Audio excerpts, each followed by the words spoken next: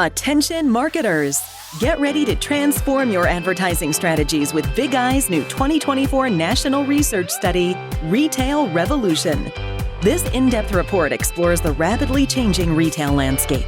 You'll find valuable consumer insights across key areas, including shopping behaviors, direct-to-consumer brands, sustainability, brand collaborations, retail advertising, influencer marketing, and AI. To download your free copy of Big Eye's Retail Revolution, go to bigeyeagency.com/retail-revolution.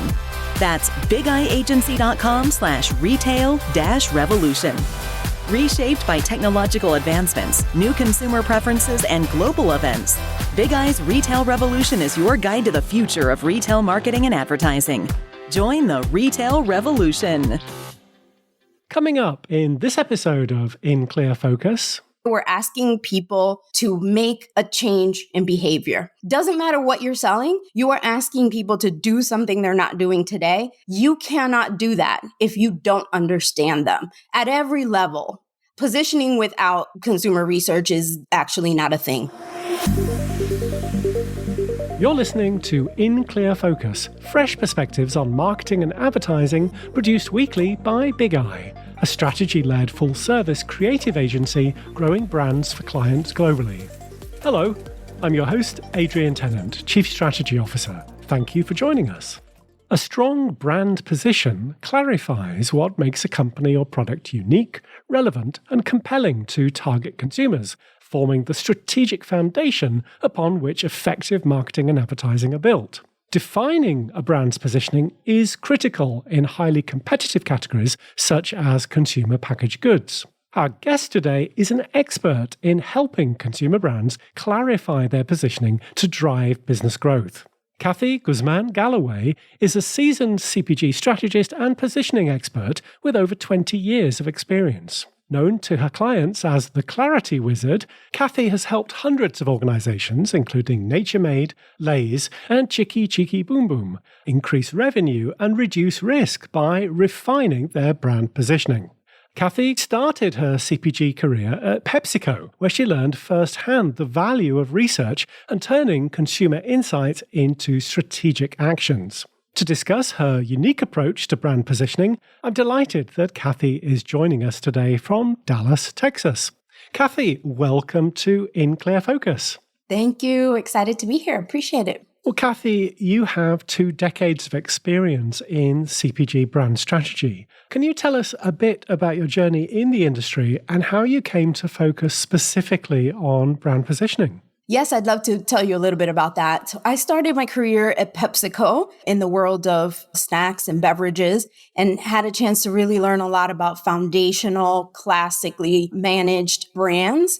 And it was a great experience to really kick me off in the right direction. And that was really my first exposure to brand positioning. One of the first projects I'd ever done was on the Lay's brand, this gigantic potato chip brand in the United States.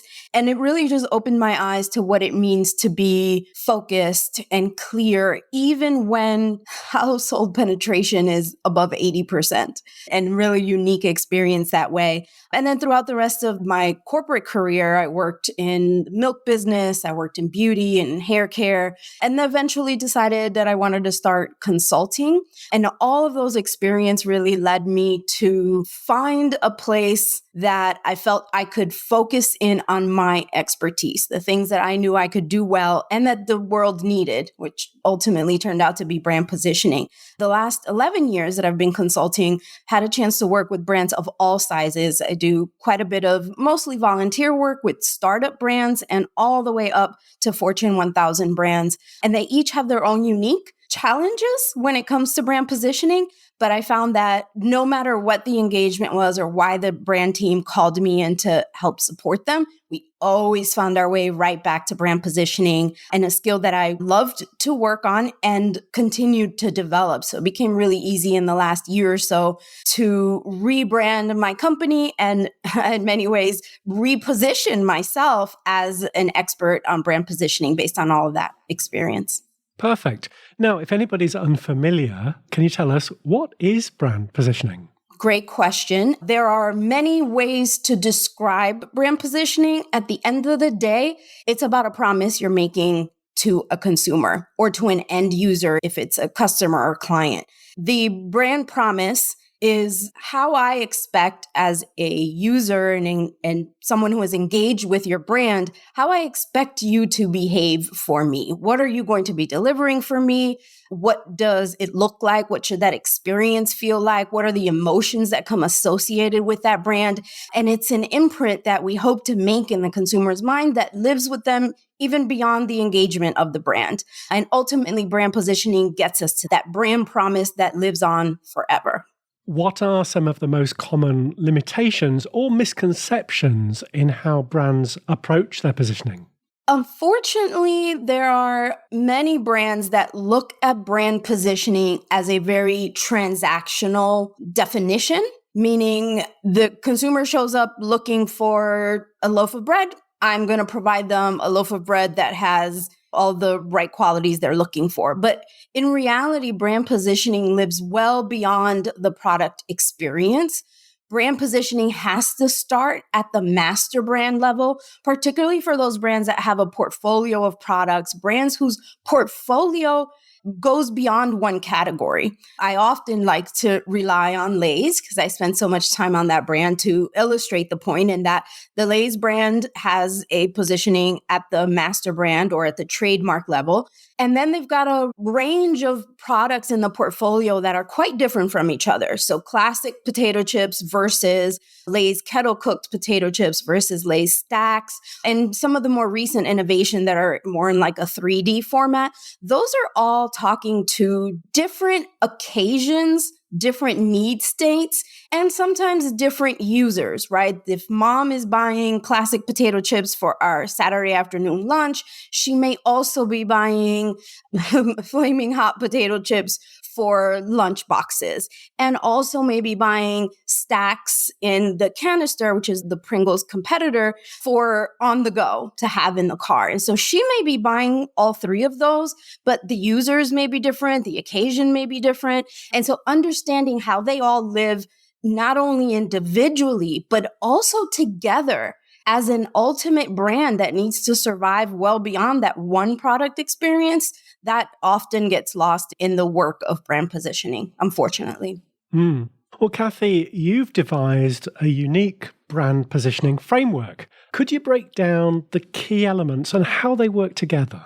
Yes, I'd love to. I've been working with these concepts for a long time. It wasn't until I started teaching and mentoring startup founders that I realized that there isn't an intuitive, clear way to talk about some of these things.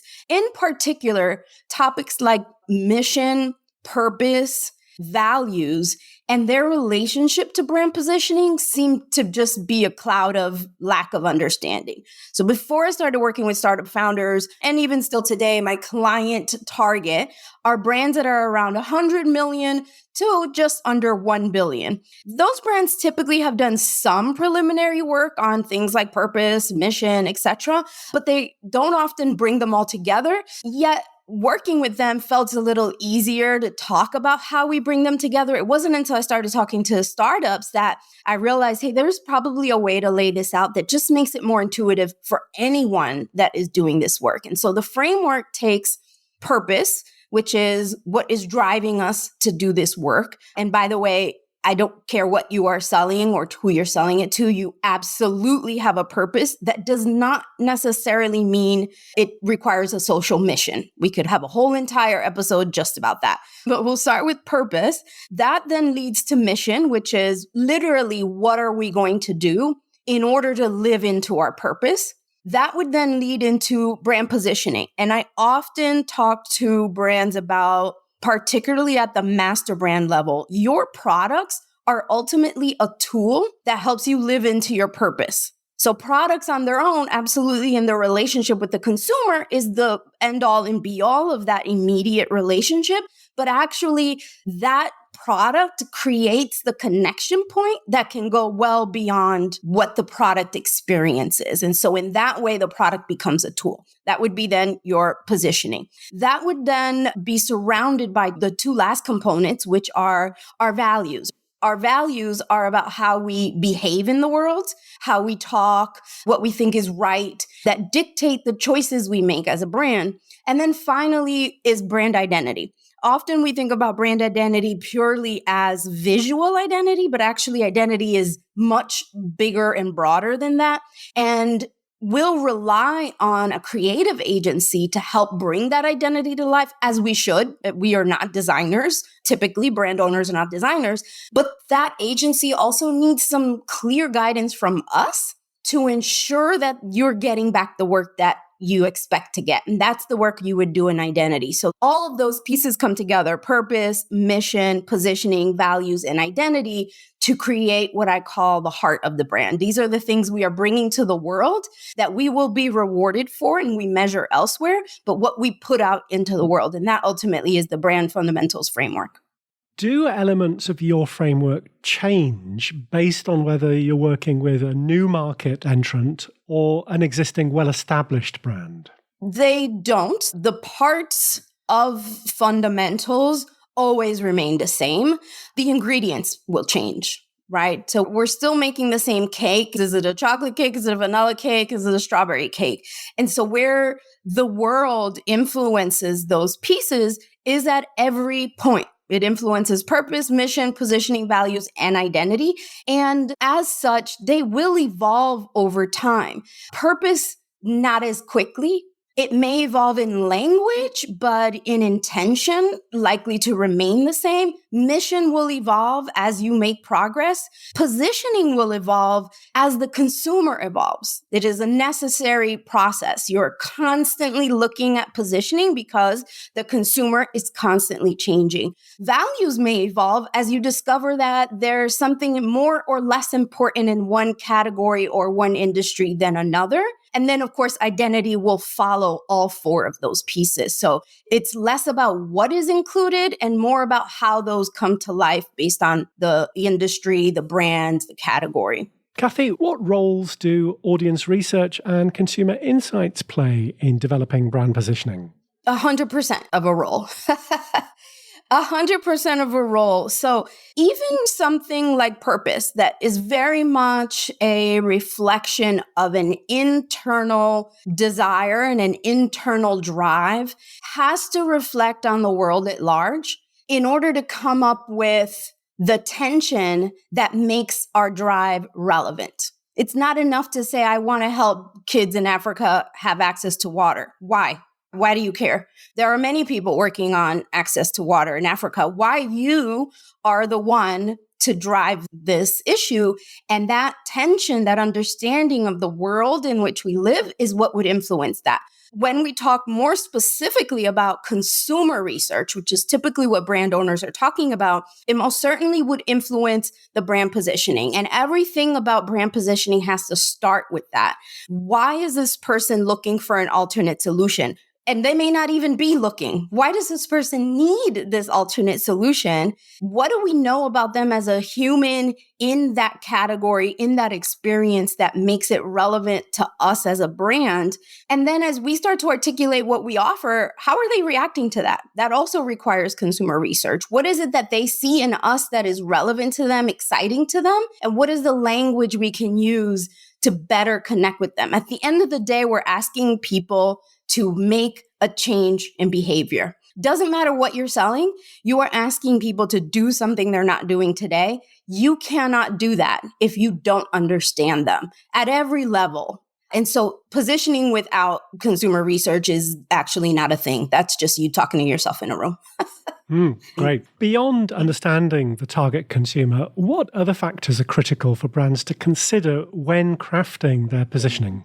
Yes, there are a few things. So clearly we need to have a deep understanding of the category that we play in and the competitors in that space. So we need to know what we're up against in the context of a point of purchase. But beyond that, we also need to understand the alternatives that are not necessarily products. Are they making this at home today? Are they finding alternates that don't quite deliver, are doing a good enough job? What are those accommodations that the consumer or the industry or the category is making because there isn't a solution in place? We need to understand that. We also need to understand our own desire for the impact we're making, which is where the framework comes into play. So positioning falls flat if you've not defined the purpose and the mission, the values, and the identity for your business. Because the values, as an example, if one of your values are that we commit to fair hiring and compensation practices, doesn't feel like that would apply in brand positioning. But as a matter of fact, it would, because it will influence the kind of ingredients, the way that you would package, how you market, the way that you hire, and the way that you engage with vendors. And so even something as small as that would absolutely impact the way that you articulate what you are bringing to the table. So there's also that need for us to look inward as well as looking outward to be able to fully articulate a brand positioning statement. Let's take a short break. We'll be right back after this message. Each month, in partnership with our friends at Kogan Page, the Big I Book Club features books by industry thought leaders. Our selection for June is The Creative Thinking Handbook, your step-by-step guide to problem solving in business. Now, in its second edition, this comprehensive guide is packed with advice, practical tools, useful templates, and a proven problem-solving model called the Solution Finder. Following the book's step-by-step strategy will help unlock your creative potential, generate original ideas, and find innovative solutions to business challenges. As an In Clear Focus listener, you can save 25% on a copy of the Creative Thinking Handbook when you order directly from the publisher at koganpage.com. Just enter the exclusive promo code BIGI25 at checkout. The code is valid for all Kogan Page titles, including pre-orders and their paperback and ebook bundle offers. Shipping is always free to the US and UK when you order directly from Kogan Page, and it also supports the authors. So, to order your copy of the Creative Thinking Handbook, go to koganpage.com. Welcome back. I'm talking with Kathy Guzman Galloway, CEO of The Clarity Wizard. We're discussing her unique approach to brand positioning and how consumer insights drive effective brand strategy. Do you have any tips on how legacy brands can reevaluate and refresh their positioning to stay relevant to today's consumers?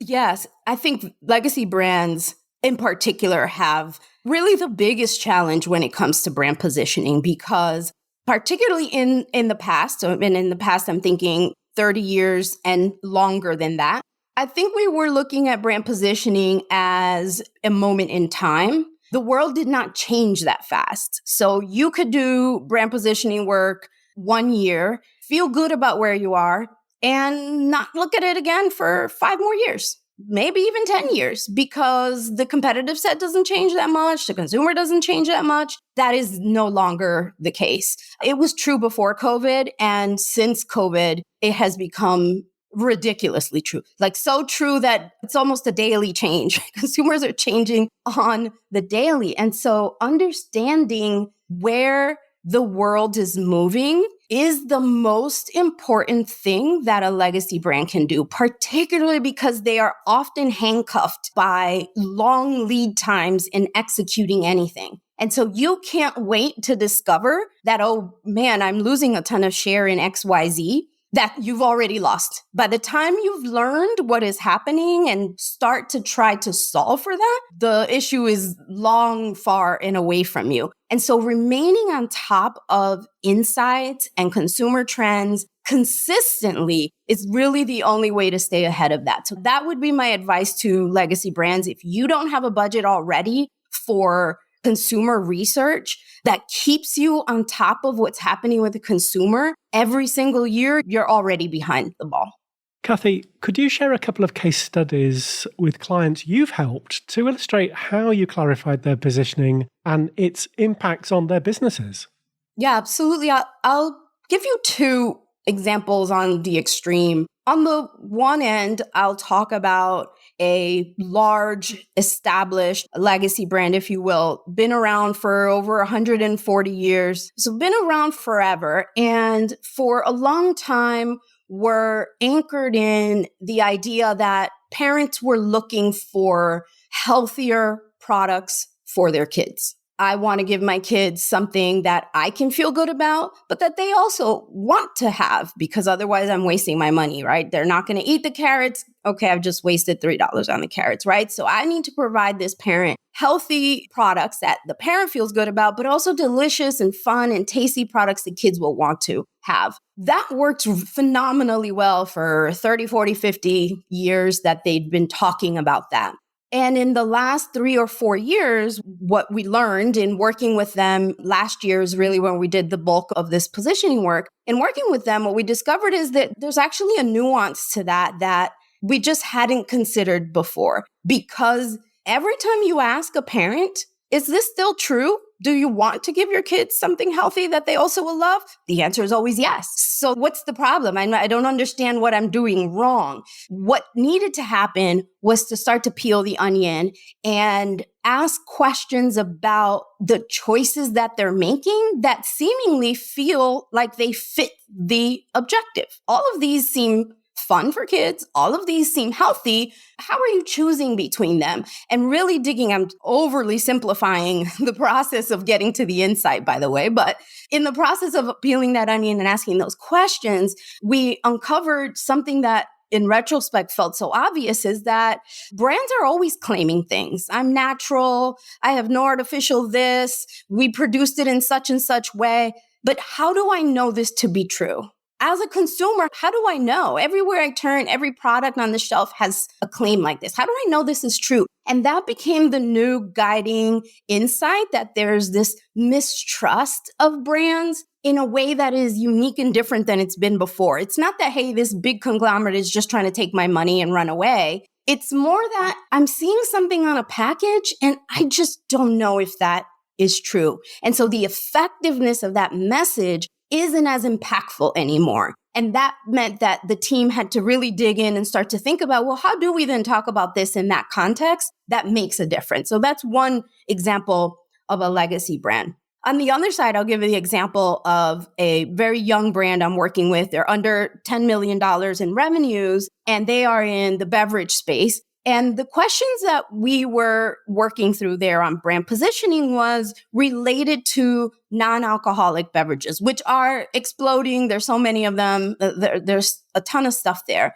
And what we discovered in that process of understanding why their particular product was not resonating with those consumers as well as we hoped was actually that we were just talking to the wrong person. And this is actually something I've hypothesized for a long time, was excited to get to work with them and validate that the only people talking about non-alcoholic beverages really is the industry. We're talking to ourselves. Consumers are not really thinking about it that way. There are certainly consumers who don't drink alcohol. They've already figured what this looks like. They know what beverages they're getting. Then there are consumers who are drinking alcohol who either want to sometimes, not always, that was the key, sometimes, and actually very few times, want to walk away from the alcohol, and I need something different. Or even while I'm drinking, I've just had too many margaritas. I just want something different. I need a little break because of whatever is happening experientially in my body. And so the pivot was, it's not necessarily about moderation. And this was true for them. I will asterisk that depending on what you're selling, it will be different for you. But for them, it wasn't necessarily about moderation. It was about variety. And so in the way that we were talking about it, it didn't resonate because most of the people who are drinking alcohol today, which are mostly over the age of 30, they're not really talking about moderation in such a grand scale that I need a standalone unique product for that. I've got sodas and juices and sparkling waters that are doing that. And so talking about that is just opening up a wide range of competition that gets away from us. So really understanding that audience is what made the difference in how we talked about that for them. So really different experiences, but ultimately gets down to the consumer. What is it that they want? How has the world changed for them? What is it that they're looking for? You describe yourself as an Afro-Latinx New Jersey native living in Texas and a proud Dominican American. Kathy, how do you typically advise brands to take a multicultural approach to their positioning and marketing? Yes, thank you for that. I'm actually quite proud of all of those descriptors, and actually each one of them play a really big role in who I am and my personality. And the more you get to know me, the more you find, especially the Dominican Jersey part, really starts to come to life.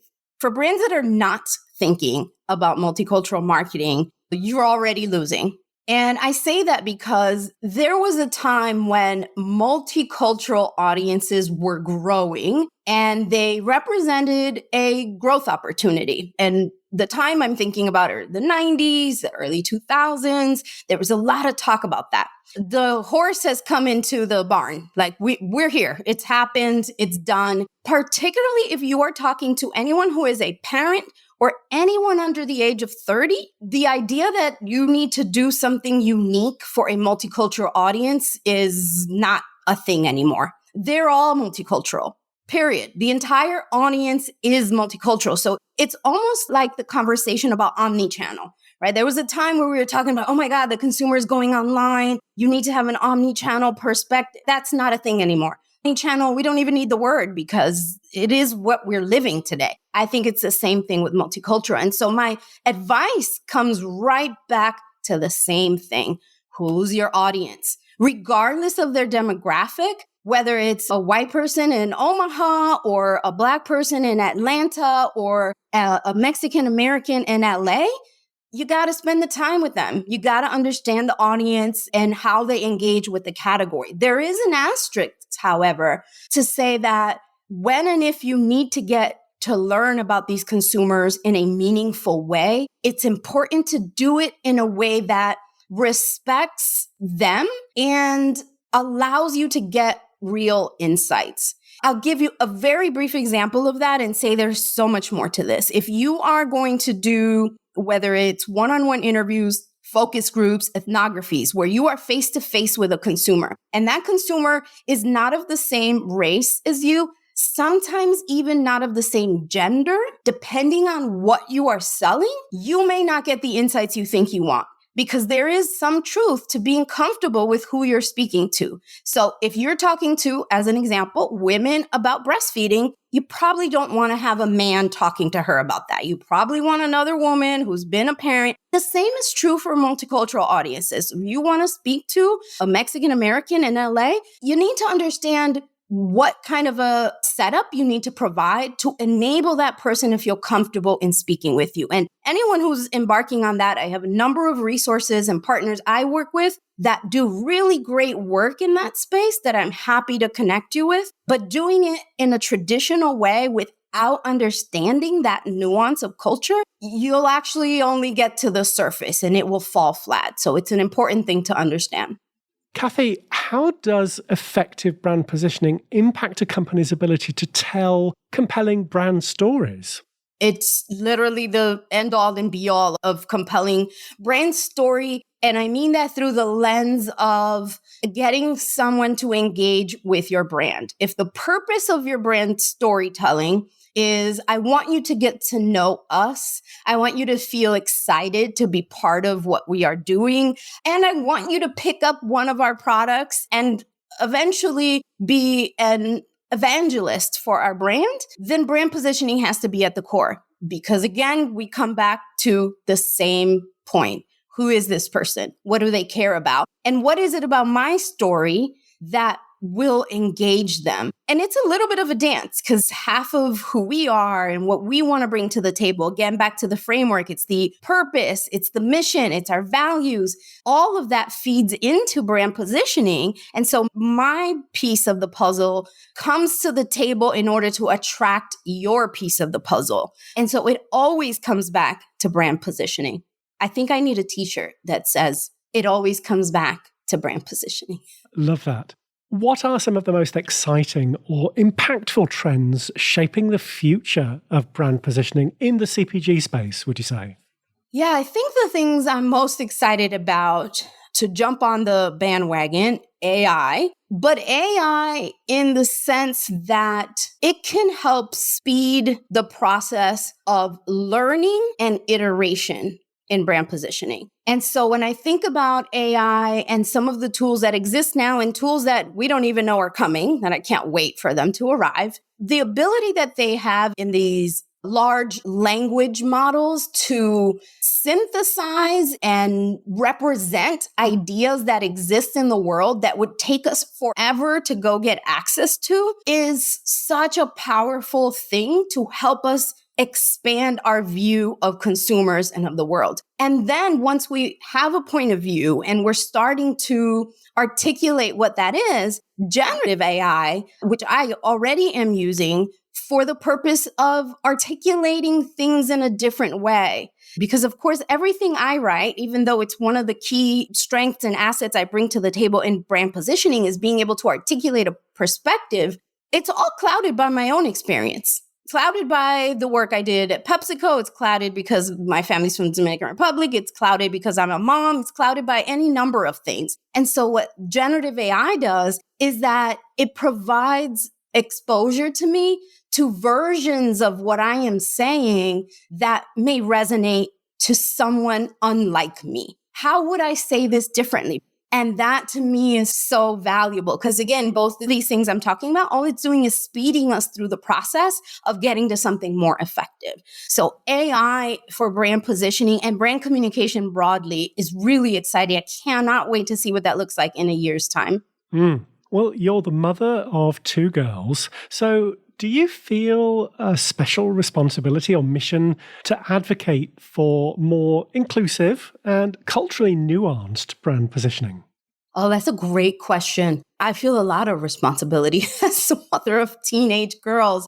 And I might not say it as responsible for more inclusivity or cultural nuance, but what I might say is I feel responsible for helping brands figure out how to do it. I find that the brands that I attract, and certainly the ones I want to work with, are brands that are already aware that this is an opportunity, that are already sensitive to that, but often are like, I'm not even sure what does that mean for me, right? I mean, I sell laundry detergent. Where is there a cultural nuance here, right? So having the opportunity to help them think through that, which for me starts at purpose. It always comes back to purpose and what is driving you to sell this laundry detergent. Why did you even bother either taking this job or deciding to found this company? Why are you doing this? Why are you spending your time on that? I think that to me is really where I feel like I can have an impact, a lasting impact on the world that I can be proud of, is to force people to start to think about purpose, mission, values in a way we really never have before when it comes to brand positioning. And that to me is powerful. Kathy, if In Clear Focus listeners would like to learn more about you and your work as the Clarity Wizard, what's the best way to contact you? Yes, I'd love to get in touch with all of you. You can find me on LinkedIn. I post heavily and you'll find a new newsletter that I'll be publishing in the coming weeks. So you can just search for my name. You'll find me there, Kathy Guzma Galloway. But you can also find me on our website where I have some free downloads and materials for podcast listeners. You can find that at www.theclaritywizard.com/podcast. Perfect. Kathy, thank you very much for being our guest this week on In Clear Focus. Thank you for having me. Thanks again to my guest this week, brand positioning expert Kathy Guzma Galloway. You'll find a complete transcript of our conversation with links to the resources we discussed on the In Clear Focus page at bigeyeagency.com. Just select Insights from the menu. Thank you for listening to In Clear Focus, produced by Big Eye. I've been your host, Adrian Tennant. Until next week, goodbye.